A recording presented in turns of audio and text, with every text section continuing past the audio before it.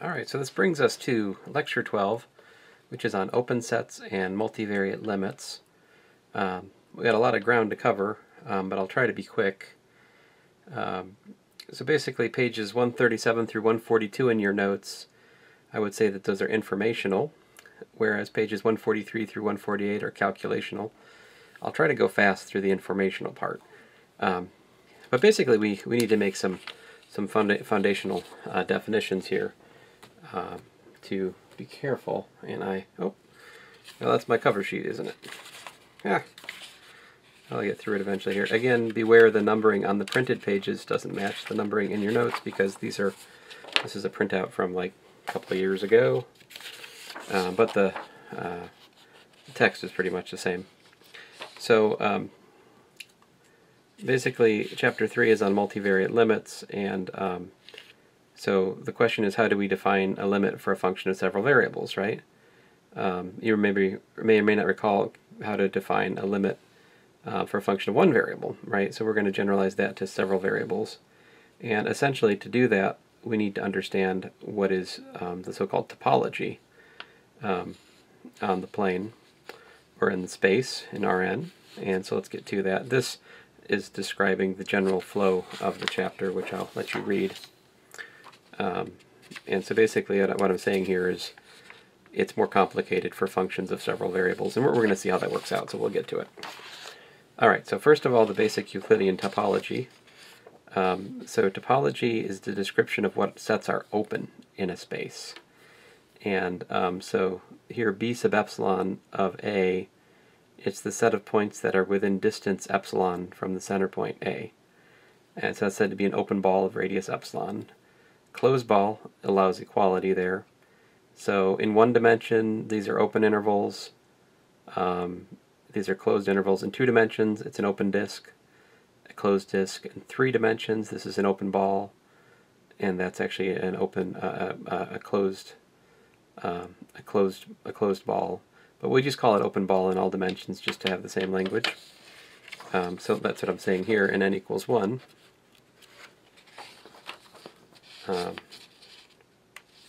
Come on, let me just scooch it up here a bit. So, so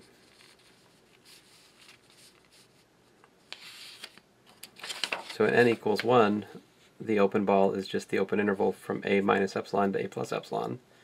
N equals 2, it's an open disk, which specifically has that formulation. N equals 3, like I said, it's everything x, y, z, such that x minus a squared plus y minus b squared plus z minus c squared is less than epsilon. So square root less than epsilon, that's basically the set of points which are within distance epsilon of the point ABC. That's an open ball. Alright, so that's easy enough to understand. And once you have this concept of an open ball, you can use it to define other things, like an interior point. So I'm going to leave the picture here and talk about it. So we say y in the set is an interior point if there exists some open ball centered at y which is completely contained in D. So like this little point y here is interior to the blue set because you can draw that little open ball centered around y1 that makes y1 an interior point. In contrast, y2 is not an interior point because there does not exist any open ball you draw around y2, you're necessarily containing points outside of the set. So let's see here. We say y an element of Rn is a limit point of D if every open ball centered at y contains points in D minus y. Remove the point. We say that it's a boundary point if every open ball centered at y contains points not in D. So like y2 is a boundary point. y1 and y2 are both limit points. It's an isolated point if there exist open balls around the point which don't contain other points in D.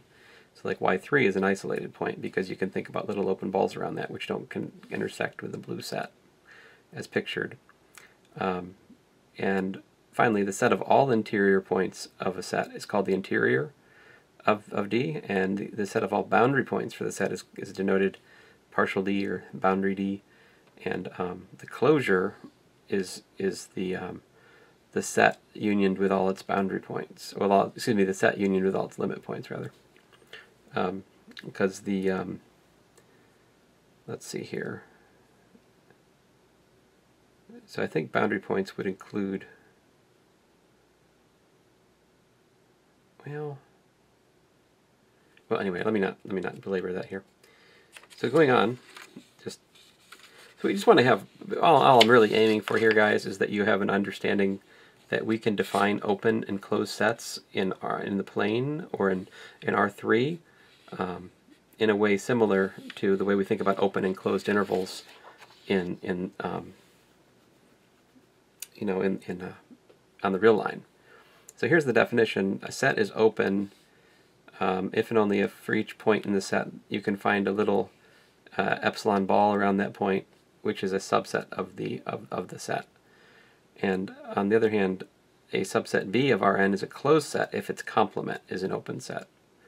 So like, for example, in n equals 1, if you take R and remove the closed interval from A to B, you get infinity to A union with B to infinity. So that is in fact an open set because the union of open sets is an open set.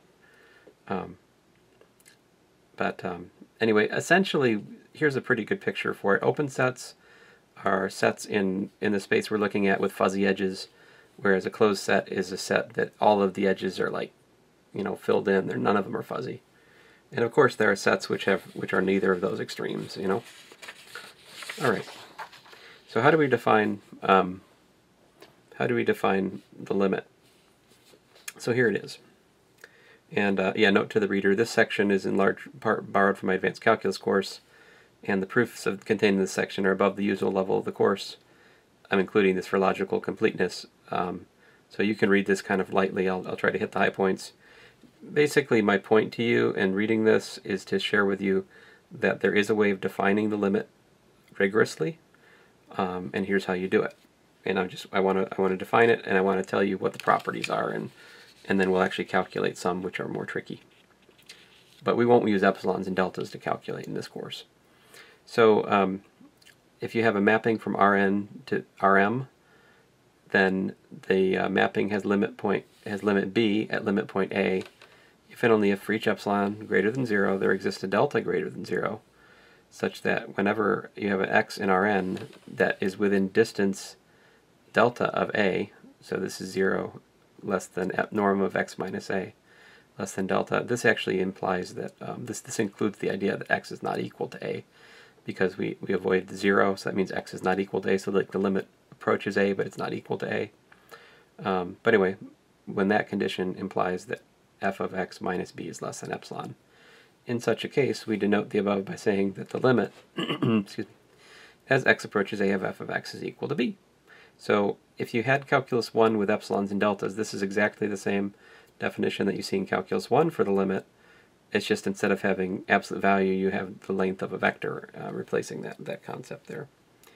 And then, of course, you can define continuity of a function. The continuity of a function said to be continuous at a point if the value of the function at the point matches the limit of the function at that point. If the function is continuous on each point on some set, then it's said to be continuous on the set. And if the mapping is continuous on its domain, then it's just said to be a continuous function. So I think next year I'll actually prove, I have a proof that the identity function is continuous. I'll skip the details. Here's a proof that the length squared function is continuous. All right, exciting. But yes, you can prove that the length squared function is continuous.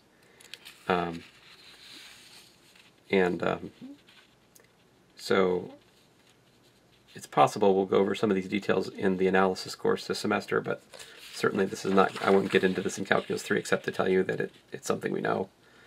It turns out if you're looking for a function, if you're looking at a function from Rn to Rm, it's going to be continuous if and only if the component functions are each continuous. So like you can break continuity of a map into continuity of each of the component functions of the map.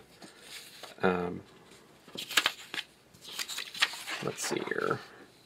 I mean, if you want to see proofs of these things, you can look at my Advanced Calculus YouTube channel from a few years back. But I wouldn't test on it in Calc 3, right? So there's the rest of that proof. Here's an example. if I have f of x is square root of the tangent of x squared plus 1 cosine of x sine of x over x, and you want to calculate the limit as x goes to 0, what you do is you calculate the limit of each component function separately, and that's how it works. All right. And furthermore, you can say that a mapping is continuous if and only if it has continuous component functions. The Cartesian coordinate functions are continuous, the identity mapping is continuous. Goodness gracious. Sum and product functions are continuous. Like if I add two things together, if I multiply two things together, those are continuous operations. The proof is tedious and somewhat lengthy, and it could be improved in my notes. This is not the best proof that you can give. There's a better proof that can be given, which I've discovered after the time I wrote these notes. And also, if you can compose two mappings, well, that's continuous. Like the limit of the limit of a composite is f of the limit of the inside function, provided that the value of the limit of g exists and is in the domain of f where it's continuous at that point. What I'm trying to say is the usual limit laws that you may remember or may not remember from Calculus 1 equally well apply to maps. So moving on here, like here's a proof that x squared, the x squared function you can build as the product of the identity function and the identity function with the product function, and since the thing being composed is continuous and the product function is continuous and the composite of continuous functions is continuous, it follows that x squared is continuous. So you can play these games and build up continuity of all your favorite monomials if you like. And so here's the properties of the limit. Sum of the limits. Limit of a sum is a sum of the limits. Limit of a product is product of limits. You can pull a constant out, and of course all of these assume that the limits of f and g exist. You know, if you have continuous functions, the sum of continuous functions is continuous. The product of continuous functions is continuous, and a constant times a continuous function is continuous. Just so you don't think I'm saying nothing new, notice that the difference here from, say, Calc 1 is I'm assuming that the domain of the functions considered is a function of n variables, right? So what I'm trying to tell you is that the stuff you learned in Calculus 1 still makes sense for functions of several variables. And so it's horrible, right? But even, you know, something like this, f of x, y, z is that mess. You know, that's going to be a continuous function pretty much wherever these formulas make sense. So you could pretty much make this blanket statement that you know, this function is continuous on the interior of its domain, where the domain is taken to be the set of x, y, z for which all those formulas make sense. All right, so that's not especially exciting. Well, I mean, what should be exciting about it is the good news is that the basic results you learned about limit laws still all hold for functions of several variables. Now here's where it gets weird. All right, so I'll mark this time, stamp 1333. Now we get into the fun part, multivariate indeterminants. So remember, that's the part that was tricky, is how do we calculate limits which are not just a continuous function evaluated at a point, right? Remember we had like 0 over 0? So one of the things you might recall in Calculus 1 is that if we had the limit as x approaches a, we could treat it as the limit you know, sorry, I'm trying to figure out where to cover up here. The limit as x approaches a, I'll just write it, I should write it here. So in Calc 1, remember this, we had the limit as x approaches the limit point of f of x equals to L, if and only if the limit as x approaches a from the right is equal to the limit as x approaches a from the left, and that's equal to L, right? So that's the thing, for limits of functions of one variable, we can calculate the double-sided limit by separately evaluating the left and the right limits. It turns out, for functions of two or more variables, we lose this idea. So like even if you can talk about the function, the limit of the function approaching the point from all possible directions, like it's not enough. It's not enough to pin down the limit. Let me try to make my case for that. So, well, this much you can say. I mean, even in the one-dimensional case, right? If this doesn't match that, then this limit doesn't exist, right? So when we're thinking about a function of two variables, right? And talking about a limit point there, right?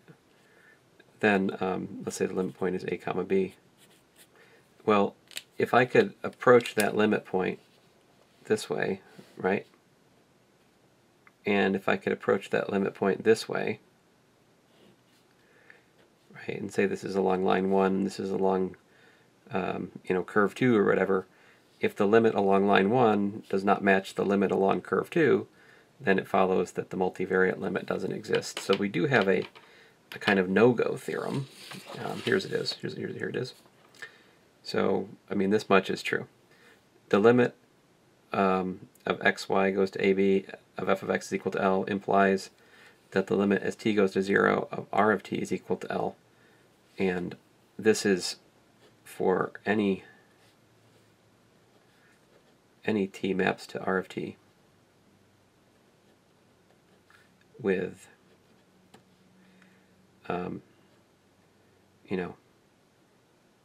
a comma b being given by r of 0. That's in the paragraph before this equation.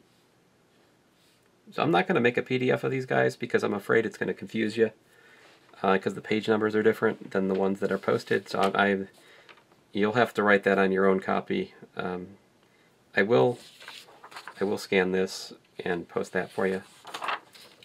But I'm going to try not to scan these notes because I think it might confuse you if I do. And anyway, so this is the thing. If the limit exists, then all the path limits exist and are equal. So what that means is if we can find, this is called the path limit. If we can find two different path limits which disagree, then we can show that the limit doesn't exist. Here's an example of that. So suppose we have f of xy is 2xy over x squared plus y squared for non-zero points, and it's 0 at the origin. So when we're not at the origin, well then we can just use continuity. Oh, look at that. I'm supposed to have an f here. Oops. So, I mean really f of xy. So the limit of f of xy as xy approaches ab is 2ab over a squared plus b squared. As long as a and b are both non-zero, we can just plug in the points and we're good to go. However, at the point 0, 0, it's indeterminate. We have an expression of type 0 over 0, right? If you imagine plugging in 0 and 0, 0, you get 0 over 0 here. So what you can do then is look at the path t comma mt. So what this is a parameterization of the line with slope m. And r of 0, 0 is 0, 0, right? And so we can calculate limit as t goes to 0 of f of r of t. That's just a fancy way of setting, setting x equal to t and y equal to mt, right? When we do that, we get 2mt squared over t squared plus m squared. The t squareds we can factor out and cancel, and we just got the limit as t goes to 0 of this constant, which is just that constant 2m over 1 plus m squared, right? But notice that if we have different slopes, we get different limits, which means that the path limits for different slope paths do not agree, which means that this limit does not exist. And I have a picture of that, which maybe I'll look at again with you guys when we zoom next, all right? Because that's one of the things in that zoo. It's better if I can show you the animation there. I'll show it when we meet. But yeah, so there it is. I mean, different path limits disagree. Therefore, this limit, the limit as xy goes to 0, 0,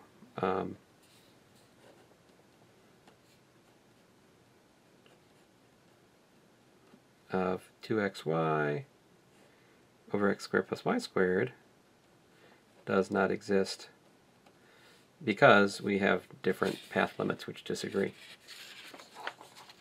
Now here's a picture of that. This is a graph of z equals to that that function we were taking the limit of, and this blue line or, well, it depends on the color. The color is based on the z value, which is like different z gets different values. And so as you approach different paths through the origin, you get different values. You can see from the different colors we get different. This is like a larger value, a medium value, a lower value, depending on how we're approaching the origin. So yeah, that happens. All right, so you might wonder then, okay, so I just need to check all lines that go through the origin if my indeterminate point 0, 0, and that'll tell me if they all agree, if all the lines, if all the path limits, if all the linear path limits through the origin exist and are equal. Surely the limit must exist then. Well, not the case. I'm missing an F here again. Sorry, folks. Well, so again, for this function, 2x squared y over x to the fourth plus y squared for non-zero and 0 of 0.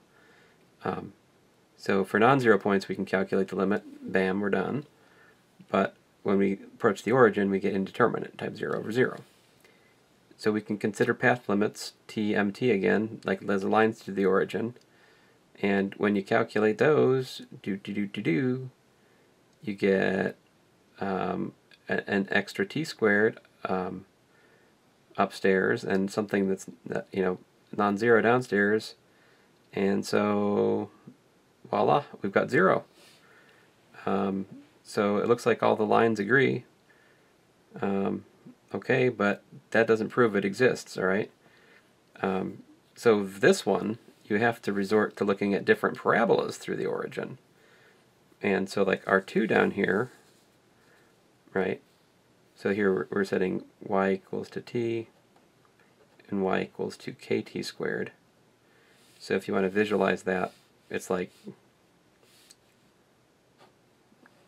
different k give you different parabolas, but they're all negative k would be like down here, right? So lots of different parabolic paths all approaching the origin. And when you do that and you calculate those path limits, you end up getting a t to the fourth, and it's everywhere, it cancels out, and you get 2k over 1 plus k squared, which is the constant, so you get 2k over 1 plus k squared, and of course the different parabolas have different k, so we can get different paths with different limits. So like, for example, you could take k equals 1 and k equals minus 1, you get a different limit, right? If we have two paths for which the path limit does not agree, it follows that the limit at that point does not exist, all right? So you're like, well, okay, so you're telling me you can prove certain limits do not exist. That's right, that's what I'm telling you. So you might wonder, and like here's a picture of what's going on there. These are the parabolic paths approaching, and this, I have an animation where you can look at the parabolic paths like approaching the limit point, and I don't know, you can take what you want from these animations. I try to capture it, but it is really, really hard to show you geometrically what's going on with that example. It's something maybe I'll figure it out next semester. I don't know, guys. But the algebra says what it says, and we saw what it says. It says that those limits don't exist. So like I said, these calculations are a little bit disheartening because it seems like all we can do is prove limits don't exist. Well, how can we prove they do exist in an indeterminate case? Well, that's where coordinate change can be handy. So, although I think this first example is again another example of it not existing. So 2xy over x squared plus y squared, I believe that is the same example that we started with back over here. Indeedly doodly. Look, 2xy over x squared plus y squared, 2xy over x squared plus y squared. I'm going to show you how to do the same example now with polar coordinates. And so you can change a limit at the origin to polar coordinates. Like, how do you approach the origin in polar coordinates? Well, you let theta do what it does, and you let r go to 0, right? And we put x equals to r cosine theta and y equal to r sine theta, right? Those are the polar coordinate formulas. And so when we do that, magically the r squareds cancel, and we're just left with the limit as r goes to 0 of 2 cosine sine. But the thing is, theta takes all different values at the origin, right? Like, you can think about this being different things for different directions approaching the origin. And so it follows that the limit doesn't exist because we have a theta dependence of the limit, and that's not allowed. And you could try to do the other one, right? You could try to do the one that we used the parabolas for, and see how that goes. When you do polar coordinates on that one, you get this 2r cubed cosine squared sine theta cosine to the fourth r squared sine squared. You can get rid of the r's, and it leaves you 2r blah over r squared blah. And if you put in pi over 4 into this, you get that this tends to 0, because pi over 4 makes how does it do?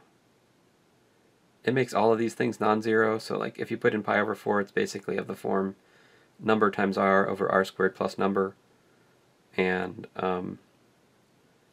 so that limits to r over number, basically. Anyway, so that limits to 0 is the point. On the other hand, if you look at this, oh, this is neat. If you look at the spiral path, set theta equal to r, then you got 2r cosine squared r sine r squared cosine to the fourth r, and that goes to 2rr over r squared plus r squared, which goes to 1. So my point is, if you look at a particular ray, so here so this argument, we're basically looking at the ray pi over 4, and we're comparing that against the spiral path, which goodness gracious, let me think about this for a second here. I'll start at pi. I think it's something like that, right? This is the spiral path. So the spiral, well, anyway, r equals theta, it's like a spiral, and those are two rather different paths, and they give one goes to 0 and one goes to 1, so again the limit doesn't exist. Alright, so we could also use polar coordinates to show that those limits don't exist if you don't like the path limits. Sometimes changing to polar coordinates just makes things clear, like this limit, x squared plus y squared over x to the fourth plus 2x squared plus y squared plus y to the fourth, for x, y non-zero. Well, when we change to polar coordinates, we get x squared plus y squared is r squared, and ooh, so tricky, look at this, x to the fourth plus 2x squared y squared y fourth, that's really x squared, see what I'm doing here? X squared plus y squared squared is x to the fourth plus 2x squared y squared plus y to the fourth. So that's exactly r to the fourth. So we r squared over r to the fourth, which is 1 over r squared. As r goes to 0, this goes to infinity, right? Because we've got 1 over a very small number blows up. So there we go. Limit diverges to infinity. Here's another one, sine of x squared plus y squared over x squared plus y squared. And so you take the limit, change to polar coordinates, and you got yourself sine of r squared over r squared. I'll use L'Hopital's rule, which says differentiate top and bottom. So differentiating by chain rule, give me 2r cosine r squared divided by 2r. The 2r's cancel. We've got the limit as r goes to 0 of r cosine of r squared, which limits, of course, to 1. Cosine of 0 is 1. And that's pretty cool. So we finally actually calculated a limit which exists. A multivariate limit which exists. Behold, here it is. This is a rather complicated, kind of scary looking one, but it works out to 1, even though it's type 0 over 0. So far we've looked at least we've looked at 4 distinct limits. The first 2 didn't exist because different paths disagreed. The third example, genuinely new example, this one, we saw that the limit worked out to infinity. It was type 0 over 0, but it limits to infinity, right? So we've seen that type 0 over 0, it does not exist because it's different in different directions. It could blow up to infinity. It could go to a particular constant, right? This is why they're called indeterminate, because we can't determine their value without working out the details. And by the way, here's a graph of that guy, which is kind of fun. Whee! So you can kind of see it's nice and continuous at 1, and it actually limits to 1, just like you'd expect. Oh, here's an ugly example. Square root of x squared plus y squared plus z squared, natural log of x squared plus y squared plus z squared. That's supposed to be x, y, z, not equal to 0, obviously. All right. What idiot wrote these notes?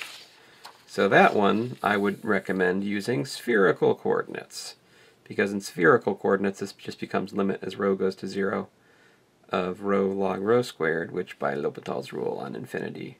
Well, I'm going to use algebra to rewrite that as 2 log rho over 1 over rho, and then as rho goes to 0, that goes to minus infinity, that goes to infinity, and so by L'Hopital's rule on infinity over infinity, differentiate top and bottom, get 2 over rho minus 1 over rho squared, which gives us, of course, minus 2 rho, which limits to 0. There you have it. That one limits to 0. And so, of course, it is also possible to have, easy stuff happen, like here's a function of 2 variables, calculate the limit as x, y goes to 0, 1. Well, in this case, we can simply evaluate at 0, 1 since all the expressions involved are continuous. So we just plug in the limit point, and there it is. And more often than not, guys, that's what happens. When we calculate a limit at a point of a function of several variables, most often we can just plug in the point and get the value. Like, that's what happens, right? But in the context that it's indeterminate, then I would encourage you to, there are 3 main tools we have. Well, 2 main tools we have. The one is to check out different path limits, show that they disagree, or change variables and look at it in terms of like a polar or a spherical coordinate substitution and see that those disagree. But that's pretty much all I got to say about that. I will not test you on the epsilon deltas in this course. We save that for the other course. So thanks, guys.